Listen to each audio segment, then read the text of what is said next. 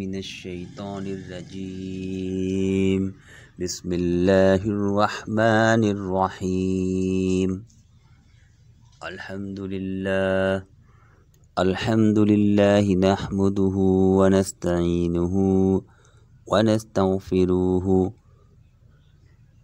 ونؤمن به ونتوکل علیہ ونعوذ باللہ من شرور انفسنا ومن سیئات اعمالنا من يهده الله فلا مضل له ومن يضلله فلا هادي له واشهد ان محمدا عبده ورسوله قال الله تبارك وتعالى في شان حبيبه ان الله وملائكته يصلون على النبي يا أيها الذين آمنوا صلوا عليه وسلموا تسليما الصلاة والسلام عليك يا رسول الله وعلى آلك وصحابك يا حبيب الله أما بعد فأعوذ بالله من الشيطان الرجيم بسم الله الرحمن الرحيم وما من دابة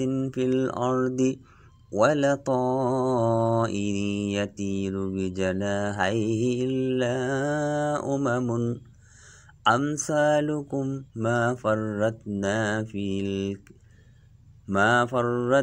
الكتاب من شيء ثم إلى ربهم يحشرون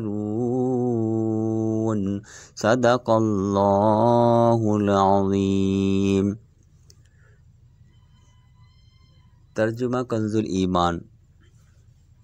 اور نہیں کوئی زمین میں چلنے والا اور نہ کوئی پرند کہ اپنے پروں اڑاتا ہے مگر تم جیسی امتیں ہم نے اس کتاب میں کچھ اٹھا نہ رکھا پھر اپنے رب کی طرف اٹھائے جائیں گے۔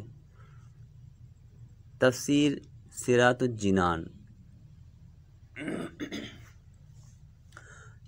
الا امثالکم مگر وہ تمہاری جیسی امتیں ہیں، یعنی تمام جاندار خواہ وہ چوپائے ہوں یا درندے یا پرندے سب تمہاری طرح امتیں ہیں۔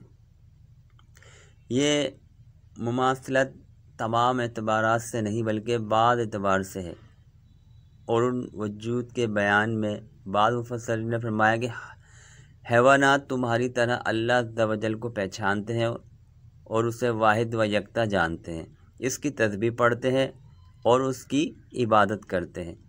بعض کا قول ہے کہ وہ مخلوق ہونے میں تمہاری مثل ہیں، بعض نے کہا کہ وہ انسان کی طرح باہمی الفت رکھتے ہیں اور ایک دوسرے سے سمجھتے سمجھاتے ہیں، بعض کا قول ہے کہ روزی طلب کرنے، ہلاکت سے بچنے، نر مادہ کی امتیاز رکھنے میں تمہاری مثل ہیں، بعض نے کہا کہ پیدا ہونے مرنے کے بعد حساب کے لیے اٹھنے میں تمہاری مثل ہیں۔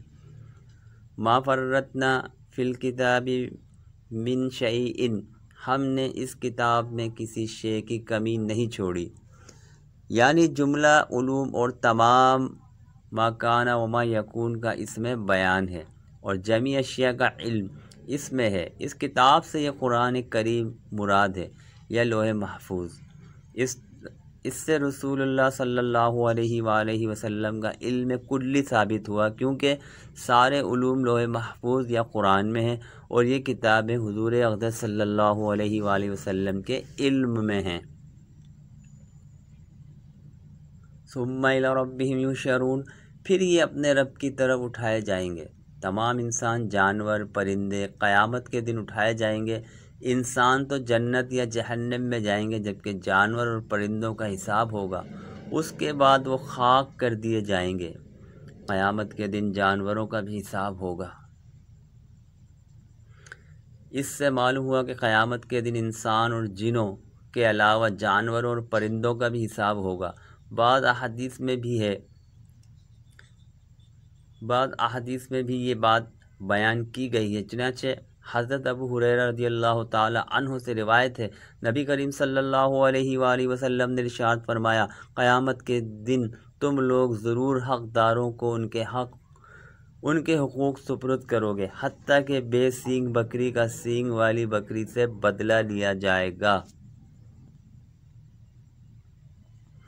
حضرت عبداللہ بن عمر رضی اللہ تعالی عنہ فرماتے ہیں قیامت کے دن زمین کھینچ کر چمڑے کی طرح دراز ہو جائے گی اور اللہ تعالیٰ انسانوں، جنوں، چوپایوں اور وحشی جانوروں الغرض تمام مخلوق کو جمع فرمائے گا۔ اس دن اللہ تعالیٰ جانوروں کے درمیان بھی قصاص رکھے گا، یہاں تک کہ بے سینگ والی بکری کا سینگ والی بکری سے بدلہ لیا جائے گا، پھر ان جائے گا کہ تم سب مٹی ہو جاؤ۔ اس وقت کافر یہ تمنا کرے گا کاش میں بھی مٹی ہو جاتا۔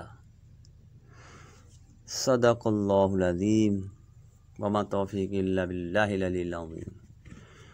السلام علیکم ورحمۃ اللہ وبرکاتہ۔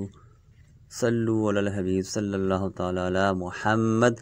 میری یہ ویڈیو آپ کو پسند آئے تو اسے شیئر کیجئے، لائک کیجئے، سبسکرائب کیجئے، اللہ کا پیغام دوسروں تک پہنچائیے اور ڈھیروں نیکیاں کمائیے۔